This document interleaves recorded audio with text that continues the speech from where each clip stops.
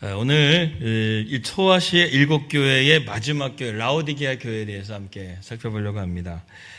예수님이 소아시아 일곱 교회에 보낸 편지 가운데서 이제 라오디게아 교회 마지막 교회를 향한 주님의 진단과 처방이 이제 내려지게 되는데, 우리가 가만히 보게 되면 예수님만큼 교회를 사랑하시는 이는 없으신 것 같습니다. 교회를 이렇게 세밀하게 보시고 또 교회의 문제점과 또 고쳐야 될 부분들을 다 진단하시고 고치시는 그러한 예수님을 보면서 예수님은 정말 교회를 사랑하시는구나, 이것을 깨닫게 됩니다. 주님께서 그런 일곱 교회를 향해서 진단을 내리셨는데, 제가 오늘 정리를 하면서요, 소아시아 우리 성지순례 안 가봤잖아요.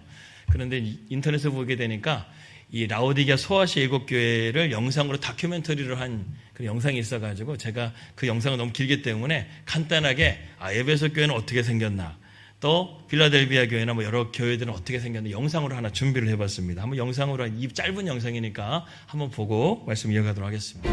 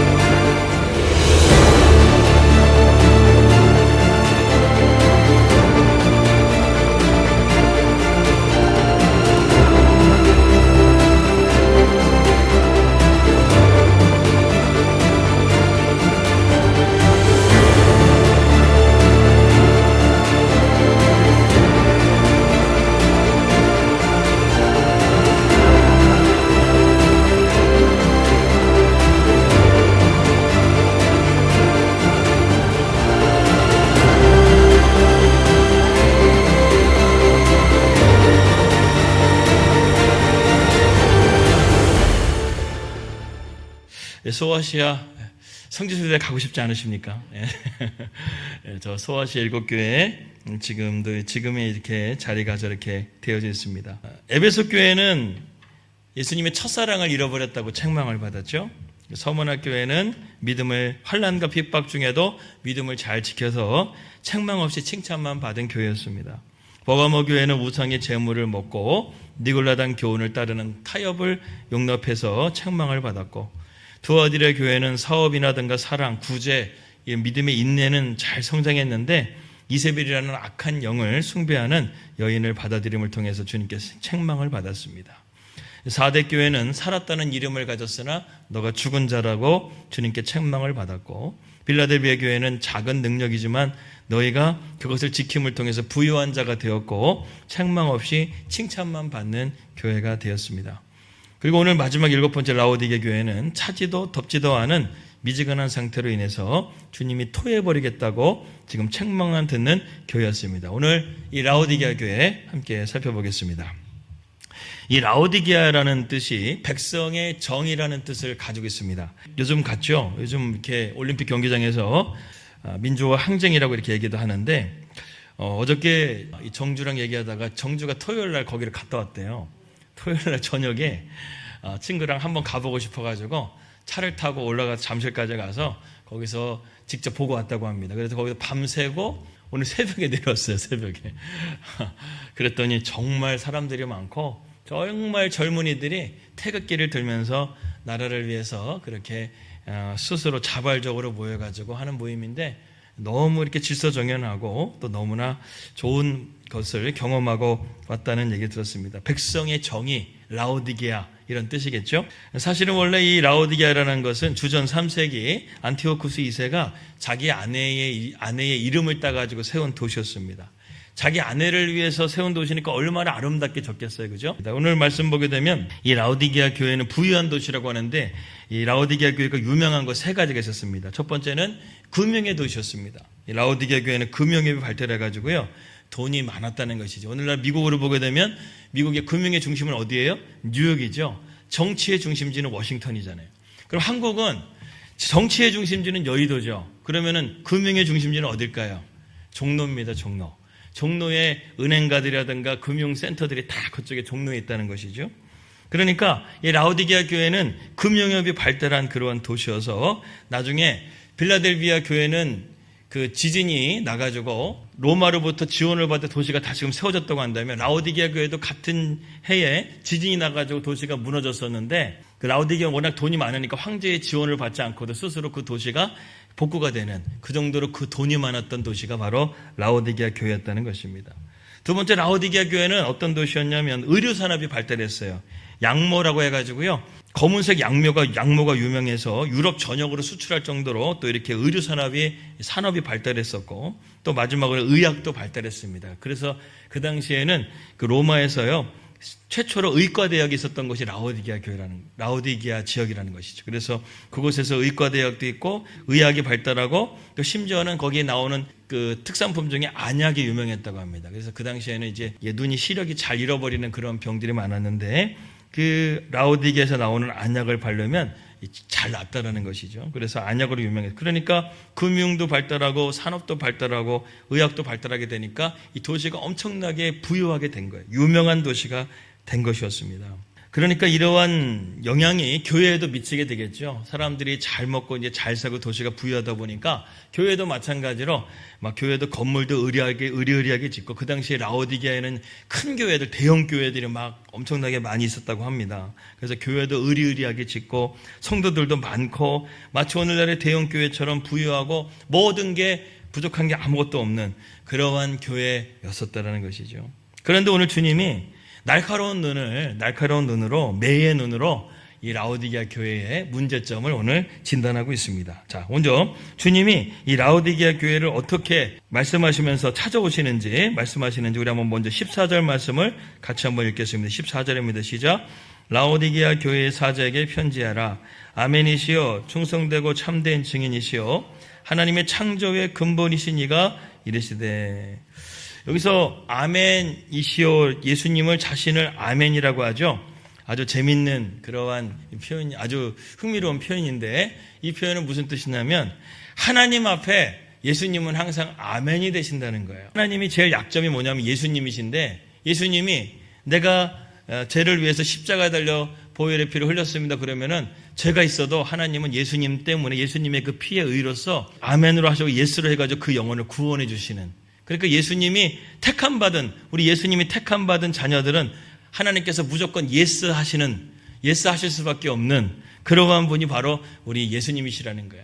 다른 사람은 하나님이 노라고 하실 수 있지만 예수님이 부탁하시고 예수님이 우리를 위해서 기도하시면 하나님은 거절을 못 하시는 예스맨이 되신다는 거예요. 여러분, 우리 예수님 앞에 우리가 기도하게 되면 예수님이 우리를 위해서 하나님 앞에 우리를 위해 중보하신다고 하잖아요. 그 예수님의 기도를 하나님은 절대로 거절하지 않습니다. 우리가 기도하면 다이렉트로 기도하게 되면 하나님은 거절하실 수 있어요. 그래서 우리가 기도할 때 항상 누구의 이름으로 기도를 마쳐요? 예수님의 이름으로 마치는 거예요. 왜? 예수님께 우리가 기도를 해서 주님께 맡기면 하나님은 거절을 못해. 예수님이 기도하면 그래 알았어 아멘 이렇게 예스 이렇게 하신다는 거예요. 그래서 우리가 예수님의 이름으로 꼭 기도하시고 그 기도의 능력을 믿으시길 바라겠습니다. 두 번째는 무엇이냐면 충성되고 참된 증인이라는 거예요. 여러분, 예수님만이 참된 증인이시죠. 그래서 예수님께서 요한복음 말씀에 뭐라고 말씀하셔? 나를 본 자는 누구를 봐요? 하나님을 본다고 그랬어요. 예수님만이 하나님의 증인이 되실 수 있는 분이신 거예요. 그래서 예수님만이 하나님의 참된 증인이라고 충성되고 참된 증인이라고 자기 자신을 이렇게 말씀하고 있는 것입니다. 마지막으로 예수님은 뭐라고 말씀하셔요? 나는 창조의 근본이다. 나는 모든 것의 시작과 끝이 되는 사람이다. 예수님이 오늘 우리에게 자기 자신을 이렇게 말씀하고 있습니다. 여기 특별히 창조의 근본이라는 말은 헬라어 아르케라는 단어를 쓰고 있는데 이것은 모든 존재의 제일 첫 번째 원인이 되신다. 우리의 삶의 이유와 목적이 되시는 분이 바로 예수님이 되신다. 이렇게 예수님은 자기 자신을 설명하고 있어요. 그러니까 이렇게 설명하시는 이유는 뭘까요? 한마디로 말해서 교회의 주인은 나라는 거예요. 예수님이라는 거예요. 이 교회를 시작하시는 분도 하나님이시고 이 교회에 하나님의 형상으로서 나타나실 분도 하나님이시고 그리고 예수님은 아멘 하셔서 이 교회를 통해서 너희가 무엇이든지 기도하게 되면 내가 응답해주는 그러한 진정한 주인은 바로 예수님 한 분밖에 없다라는 것을 우리에게 말씀하고 있는 거예요. 예수님이 왜 이렇게까지 자기 자신을 드러내실까요? 라오디게 교회가 이 예수님을 놓쳤기 때문에 그런 거예요. 자, 그렇다고 한다면 15절 말씀을 다 같이 한번 보겠습니다. 15절 말씀 시작. 내가 내 행위를 아노니 내가 차지도 아니하고 뜨겁지도 아니하도다. 내가 차든지 뜨겁든지 하기를 원하노라. 자, 지도 하나 보겠습니다. 지도 하나 띄워주실까요? 자, 라오디게아 교회의 그 라오디게아 지역에 위치가 있으면은, 자, 오른쪽에는 골로새라는 이 큰 산맥이 있어요. 높은 산이 있어요. 자, 그 다음에 히에라폴리스라는 곳은 온천이 유명합니다. 그래서 히에라폴리스하고 골로새에서 이 물을 끌어다가 라오디게아로 돈이 많으니까 수로를 만들어가지고 거기까지 물을 끌어 당긴 거예요. 엄청나죠? 되게 먼 거리인데 그 수로를 해가지고, 참 옛날에는요, 이 모터라든가 그런 기능이 없었는데 어떻게 저렇게 수로를 해가지고 도시로 물을 끌어오는지 저는 좀 상상이 좀 안 가는데, 옛날 사람들은 지혜로웠겠죠, 또 이렇게. 그런데 골로새에서 라오디게로 가는 그 수로, 또 히에라폴리스에서 라오디게는 수로, 그게 길다 보니까 가다 보게 되면 어떻게 돼요? 시원한 물이 미지근해지겠죠. 따뜻한 물도 식어지게 되겠죠. 그렇게 하다 보니까 라오디게아에 도착하게 되게 되면 물이 찬물도 미지근해, 또 뜨거운 물도 미지근해지는 거예요. 여러분, 특별히 온천물 같은 경우를 보게 되면 식잖아요. 그럼 온천물 식게 되게 되면은 악취가 납니다. 그리고 그 온천물 마셔보신 분들은 저는 흥미예시로 한번 마셔봤어요. 식은 온천물 막 되면요, 속이 완전히 뒤집어집니다. 이게 냄새도 많지만 그 속이 되게 니글니글하고 막 그렇더라고요. 여러분, 물도 있잖아요. 제가 이게 요즘에는 이제 더우니까 얼음 넣어가지고 물을 마셔요. 물도 시원해야 이렇게 더위도 식히고 그렇게 해갈이 되는데, 골로새에서 시원한 물을 끌어 당기려고 수로를 그렇게 엄청난 돈을 쓰랬는데, 라오디게아 교회에 오기만 하면 미지근한 물이 되니까 그냥 물이 시원하지도 않고, 워낙 또 더운 지역 아닙니까? 대부분 이러한 물을 먹는 사람들이 제대로 물을 마시지를 못했다는 것이죠. 그래서 주님께서 오늘 이 라오디게아 교회의 특징을 말씀하시면서 라오디게아 교회가 지금 이렇다라는 거예요. 뜨뜻미지근한, 뜨겁지도 않고 차갑지도 않고 뜨뜻미지근한 그런 신앙을 가지고 있다고 첫 번째 주님은 진단하고 있다는 것입니다. 자, 그 다음에 16절 말씀을 다 같이 한번 읽겠습니다. 16절 말씀 시작. 내가 이같이 미지근하여 뜨겁지도 아니하고 차지도 아니하니 내 입에서 너를 토하여 버리리라. 이 토해내신다는 것이죠. 물이 뜨뜻미지근하지 않게 되면 주님께서 토해내신다. 토했다라는 것이 아니라 토하기 직전의 상태의 지금 라오디게아 교회의 모습을 우리가 보고 있는 것입니다. 자, 그러면서 17절 말씀에 라오디게아 교회가 왜 미지근하게 되었는지에 대해서 17절 말씀에 주님이 이렇게 진단하십니다. 함께 읽겠습니다. 시작. 내가 말하기를 나는 부자라 부요하여 부족한 것이 없다 하나 내 곤고한 것과 가련한 것과 가난한 것과 눈먼 것과 벌거벗은 것을 알지 못한. 왜 너희가 이렇게 뜨뜻미지근하게 됐느냐? 그것은 단 한 가지, 예수님이 없기 때문에 그런 거예요. 너희가 부자잖아요. 라오디게아 교회가 엄청나게 부자지 않습니까? 교회도 막 건물도 으리으리하고 부자지 않습니까? 그런데 주님이 보시기에는 너희들은 곤고하고 가련한 것과 같다라는 거예요. 여러분, 예수님의 눈에 보기에는요, 세상적인 부귀와 영화를 우리가 많이 누리는 것, 그런 것들이 주님이 보시기에는 부유한 자가 아니에요. 빌라델비아 교회에 있었던 그 작은 능력은 무엇일까요? 바로 예수님을 말하는 것이죠. 황제를 숭배하지 않았기 때문에 모든 경제적인 활동이 끊어지게 되고 또 외부적인 활동이 다 멈추게 되었었을 때, 너무나 가난하고 궁핍한 그런 가운데 있었을 때라도 그들은 복음 전하는 것을 계속해서 전했기 때문에 하나님께서 그 빌라델비아 교회를 향해서 복을 내려주셨다는 것입니다. 그런데 이 라오디게아 교회는 부족한 것이 없는 부자 교회였는데, 돈도 많았는데 주님께서는 너는 가난한 자다 이렇게 말씀했다는 것입니다. 또한 이 빌라델비아 교회를 향해서 주님은 뭐라고 말씀해? 너희가 벌거벗은 것 같이 되었다. 오늘 구원을 받았다고 하면서 복음도 제대로 모르고 있다고 한다면 그것은 수치스러운 것과 마찬가지라는 것이죠. 라오디게아 교회는 숫자는 많았을지 모르지만 허수가 많았다는 거예요. 주님이 보시기에는 저 사람들 중에 정말 예수님 믿는 사람들이 그렇게 많지가 않았다는 것입니다. 복음을 듣고 제대로 예수님을 알지 못하는 그런 사람들은 주님 보시기에 뭐라는 거예요? 수치스럽다라는 거예요. 이번에 송파구에 투표용지가 없어가지고 문제가 커지게 됐는데, 그런데 그 송파구의 국회의원이 누구죠? 배현진이라는 그 국회의원인데, 그 자기네 그 송파구의 주민들은 투표함이 나가지 못하도록 막 지키다가 경찰한테 막 강제로 막 끌려당하고 막 타박상 당하고 병원에 입원하고 막 난리가 났는데, 그날 배현진은 어디가 있었냐면 오전에는 국회에 있다가 오후에 일본에 여행을 간 거예요. 한 일본에 있었던 유학생이 한국에 자기 투표권을 행사하기 위해서 한국에 오다가 자기가 일본 공항에서 이렇게 비행기를 타려고 하는데 어디서 많이 본 사람인데 배현진이가 거기 공항 거기 검문소에서 있는 것을 그 사진을 딱 찍어가지고 SNS에 올린 거예요. 지금 자기 구역 지역에 있는 송파구에 있는 주민이 지금 투표를 못 해가지고 지금 수백 명이 대기하고 있고 또 그 투표함을 나가지 못하게 하려고 그렇게 항의하고 있는데 담당 지역구 의원은 일본에 여행을 가버린 거예요. 이게 여러분 그 사진 한 장이요. 그 의원을 얼마나 수치스럽게 만듭니까? 자기의 일에 대해서 자기의 자리를 제대로 지키지 않고 자기가 해야 될 사명을 제대로 지키지 않게 되게 되니까 그 사진 한 장이 전 국민에게 퍼져버리니까 얼마나 수치스러워. 아마 배현진 한국에 못 들어올 것 같아요. 그 사진 때문에. 들어오겠죠. 그래도 국회의원이니까. 그런데 그 사진이 전 국민에 다 퍼져버렸어요. 뉴스에 메인 뉴스에도 나와버렸어요. 여러분 이런 게 수치지 않습니까? 그런데 우리가 예수님을 믿는 우리 믿는 성도들이 예수님이 내 안에 정말 없고 복음에 대한 확신과 믿음의 능력이 없다고 한다면 예수님도 우리를 바라보실 때 어떻게 하는가? 나는 너희를 수치스럽게 생각한다. 그렇기 때문에 믿음이 없는 그러한 모습처럼 우리가 살아서는 안 된다는 것이죠. 라오디게아 교회는 교회에 나가서는 번듯하게 그냥 예배도 잘 드리고 신앙 성가대도 하고 또 봉사도 하고 이렇게 열심히 하는데 바깥으로 나가게 되게 되면은요. 그들은 전혀 예수님과 상관없는 삶을 살았다는 거예요. 이제 예수님께서는 이제 그들에게 처방전을 내립니다. 라오디게아 교회야, 너희가 내가 토해내지 않으려면 이렇게 해야 된단다. 이렇게 설명하는 장면이 오늘 18절 말씀에 나와져 있습니다. 18절 말씀 읽겠습니다. 시작. 내가 너를 권하노니 내게서 불로 연단한 금을 사서 부요하게 하고 흰옷을 사서 입어 벌거벗은 수치를 보이지 않게 하고 안약을 사서 눈에 발라 보게 하라. 주님의 처방전 여기 세 가지가 나옵니다. 첫 번째는 순금을 사라고 나와져 있어요. 순금. 여러분 성경에서의 금은 무엇을 말하는 것이죠? 그 믿음을 말합니다. 믿음. 우리가 믿음이 생기기 위해서는 아까 오전에 제가 말씀 로마서 10장 17절 말씀 믿음은 들음에서 난다고 들음은 하나님의 말씀에서 난다. 첫 번째 믿음이 우리가 정금같이 되기 위해서는 하나님의 말씀을 우리가 붙들어야 된다는 거예요. 시편 1편의 말씀도 복 있는 사람은 뭐야? 하나님의 말씀을 주야로 묵상하는 자로다. 그래야면 저는 시냇가에 심은 나무가 시절을 쫓아 과실을 맺으며 그 잎사귀가 마르지 않은 것 같으니 그 행사가 다 형통할 것이니라. 말씀을 붙들라는 거예요.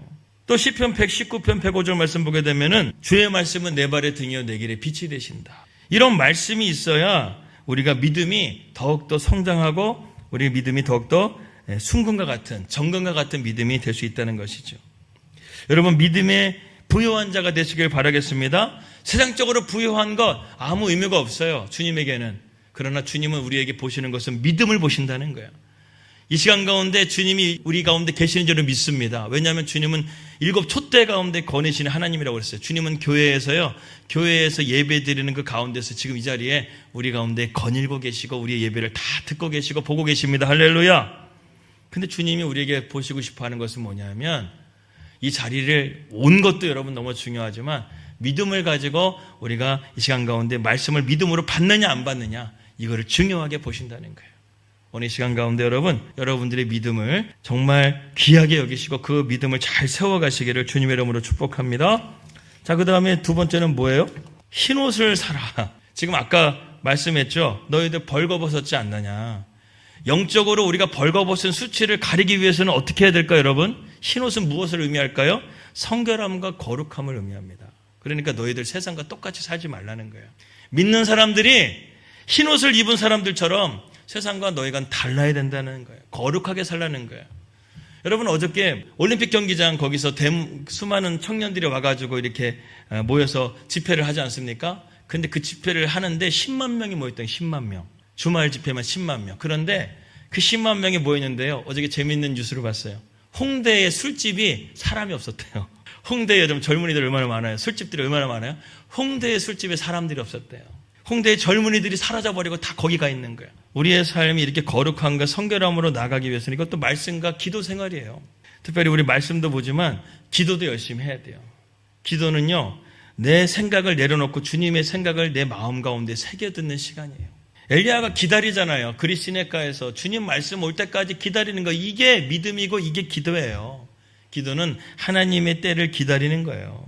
자, 그 다음에 세 번째는 안약을 사서 눈에 바르라고 말씀하고 있습니다. 안약을 사서 눈에 바르라. 라오디게아는 안약이 유명했다고 그랬죠. 여러분, 안약은 무슨 영적인 의미를 가지고 있을까요? 분별력을 가지라는 거예요. 그 라오디게아 교회에는 물이 골로새에서 또 히에라폴에서 오다 보니까 물이 미지근해지다 보니까 물이 석회질이 많아요. 석회질을 많이 가지고 씻다 보니까 눈이 시력이 많이 약해지더라는 것이죠.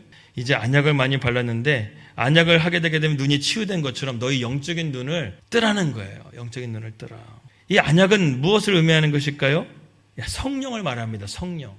성령이 우리 가운데 오시게 되면 어떻게 돼요? 우리 영적인 눈을 띄워주시잖아요. 그 성령은 예언의 영, 성령은 계시의 영, 성령은 진리의 영, 성령은 지혜의 영. 할렐루야.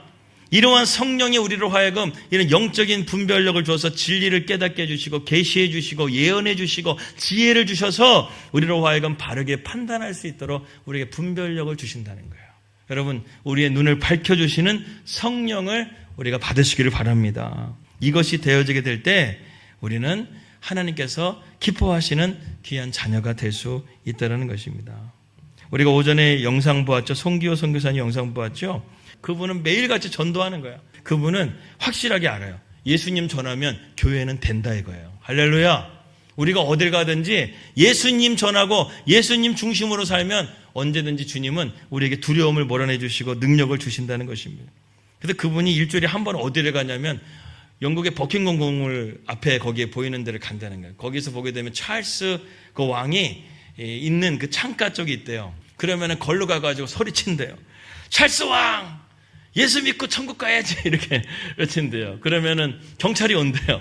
한두 번 경찰에 끌려가가지고 이렇게 했는데 이제 그분이 목사님이시고 그분이 유명하잖아요. 아까 말했 영국 법원과도 싸워가지고 이기시는 분이니까 경찰들이 이 목사님을 아니까 목사님 제발 좀 부탁하면서 그렇게 해가지고 이제 목사님이 가끔씩 끌려가잖아요. 그래 끌려가면 경찰을 우리가 만나러 가는 것도 어려운 나를 찾아와 주니까 그걸 또 감사해가지고 경찰이 자기를 잡으러 왔는데 그 사람이 또 복음 전해가지고 자기 교회에 그렇게 해가지고 전도한 경찰들이 몇 명 있더라는 거예요. 그러니까 누구를 만나든 그냥 예수님 전처럼 그분은 마치 자동 판매기처럼 누구를 만나든 예수님 믿으시냐고 자기 안에 있는 예수를 주는 그러한 사역을 하고 있다는 것이죠. 이러한 송기호 선교사님이나 목사님 같은 분은 세상에 감당할 수 없는 믿음을 가진 분이시죠. 저는 여러분의 믿음이 이러한 정금과 같은 믿음이 되길 바랍니다. 거룩한 삶이 되길 바랍니다. 안약처럼 여러분들이 잘 세상을 분별할 수 있는 그러한 은혜를 받기 바랍니다. 자, 오늘 이제 그 다음에 19절에서 21절 말씀 이제 마무리로 가도록 하겠습니다. 19절 21절입니다. 시작. 물은 내가 사랑하는 자를 책망하여 징계하노니 그러므로 내가 열심을 내라 회개하라 볼지어다 내가 문 밖에 서서 두드리노니 누구든지 내 음성을 듣고 문을 열면 내가 그에게로 들어가 그와 더불어 먹고 그는 나와 더불어 먹으리라. 이기는 자에게는 내가 내 보좌에 앉게 하여 주시기를 내가 이기고 아버지 보좌에 함께 앉은 것과 같이 하리라. 여러분 신앙생활 뜨뜻미지근하게 하지 마시고 열심 있게 뜨겁게 하시기를 바라겠습니다. 회개도 열심히 하세요. 왜 주님은 회개를 우리에게 강조하시는 걸까요? 회개를 통해서 우리의 영혼을 깨끗하게 씻어내기 때문에 그래요. 우리의 더러운 죄를 날마다 씻어내는 그러한 것이 필요하다는 것입니다. 그렇게 되게 되면 주님께서 이제 우리에게 오셔서 우리의 마음의 문을 두드리시죠.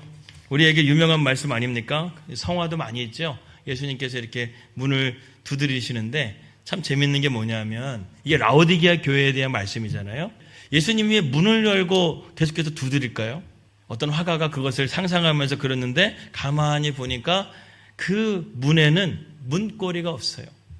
안에서 열어줘야지만 들어갈 수 있는 문이라는 거예요. 근데 라오디게아 교회는 지금 뭐예요? 문이 닫혀 있어요. 예수님이 들어갈 수 없는 교회가 지금 라오디게아 교회였다는 거예요. 우리의 마음 문에 예수님이 지금 두드리고 있는데 예수님을 내 마음에 두기를 원하지 않고 나 이렇게 살기를 원해. 난 적당히 살 거야. 적당히 신앙생활 할 거야. 이 정도에서 우리가 만족하게 되면 예수님 우리 안에 들어올 수가 없다는 거예요. 라오디게아 교회가 어때요? 다 준비됐잖아요. 교회도 화려하고 성도들도 많고 시스템도 좋고 모든 것들이 다 갖춰진 교회니까 예수님이 필요 없어. 그냥 우리끼리 즐겁게 신앙생활하면 되는 거예요. 근본이시고 참된 증인이시고 아멘이신 예수님, 진짜 주인이신 예수님은 못 들어가고 있고, 여러분 안에는 지금 예수님이 계십니까? 오늘 이 시간 예수님이 두드린다고 한다면 여러분들은 마음의 문을 열을 준비가 되어 계십니까? 주님이 그 마음의 문을 열고 들어오시면은요, 우리와 함께 뭐 하신다고요? 만찬을 하신대요. 저녁 만찬을. 내가 너로 들어가 먹고 마시리라. 여러분, 예수님이 문을 두드려 내 안에 들어오시게 되면 예수님이 거렁뱅이기 때문에 우리에게 먹으라고 두드리신 거예요? 아니에요. 예수님은 오늘 말씀과 같이 아멘이시요 참된 증인이시요 창조의 근본 되시고, 또 무엇보다 이 세상의 만왕의 왕 되신 예수님이 내 마음에 들어오시면은 누가 우리 가운데서 역사할 수가 없어요? 마귀 사탄이 역사를 못해요. 예수님이 내 안에 계시잖아요. 그러면 우리의 주적은 누구라고요? 믿는 자들의 주적? 대적마귀. 그냥 마귀라고 하지 마세요. 다 같이 따라해보세요. 대적마귀. 마귀는 절대 그냥 부르지 마세요. 마귀는 대적마귀. 왜? 베드로가 그렇게 불렀어요. 베드로는 마귀를 그냥 부르지 않았어요. 대적마귀. 우리의 철천지 원수. 베드로가 왜 이렇게까지 이를 갈면서 대적마귀라고 하는지 아세요, 여러분? 예수님을 배반하게 했던 그 존재가 마귀라는 사실을 알았기 때문에 그래요. 자기가 왜 무너졌냐? 마귀의 유혹에 넘어갔다는 거예요. 그렇기 때문에 베드로에게는 이를 가려요. 너 때문에 내가 예수님 3번이나 부인했다. 여러분, 마귀는 오늘도 우리에게 예수를 부인하게 하고 우리의 마음을 굳게 만들어가지고 예수님을 마음에 들어오지 못하게 했고 우리의 마음을 굳어지게 만드는 존재가 대적마귀예요. 그러니까 우리에게는 이 원수 사탄 마귀를 이기려고 한다면 우리 힘으로 안 되기 때문에 어떻게든 예수님을 내 안에 모셔드려야 되는 거예요. 왕 대신 예수님만 있으면 사탄은 꼼짝도 못하게 되고 쫓겨나게 될 줄을 믿습니다. 예수님이 우리 안에 계시게 되면 백전백승하게 될 줄을 믿습니다. 우리의 싸움은 여러분 혈과 육의 싸움이 아니라 사탄과 하늘에 있는 권세자들과 땅에 있는 자들이라고 했습니다. 그것을 이길 수 있는 분은 왕 대신 예수님. 오늘 저는 이 라오디게아 교회의 말씀을 읽으면서 예수님이 아멘이시오, 참된 증인이시오, 창조의 근본이시다라는 이 3가지가 제 마음에 들어왔어요. 교회의 진정한 능력자는 예수님이십니다. 예수님한테 우리가 기도해야 하나님이 예스 하시는 거예요. 또 예수님을 날마다 바라보며 나가게 되게 되면 우리는 날마다 하나님을 바라보며 갈 수가 있습니다. 또 창조의 근본 되신 예수님께서 우리의 가운데 함께 하시면 우리의 삶의 시작과 끝까지 주님은 책임져 주시고 우리의 삶을 인도해 가십니다. 그분이 내 안에 들어오시기만 하면 마귀 사탄을 쫓아내시고 내 안에 왕 되신 주님께서 나와 함께 날마다 먹고 마시며 기쁨과 감격으로 살아갈 수가 있습니다. 라오디게아 교회는 그러한 주님의 두드림 가운데서 문을 열어달라고 하고 있는 가운데 있어요. 오늘도 여러분, 예수님은 여러분들의 마음의 문을 두드리고 있습니다. 내가 들어가도 되겠냐? 주님 들어오세요. 나와 함께 만찬을 함께 해주세요. 그렇게 함을 통해서 우리의 삶이 주님과 함께 감격과 기쁨의 눈물을 흘리며 또 주님 안에서 승리하는 저와 여러분들이 되시기를 주님의 이름으로 축복합니다.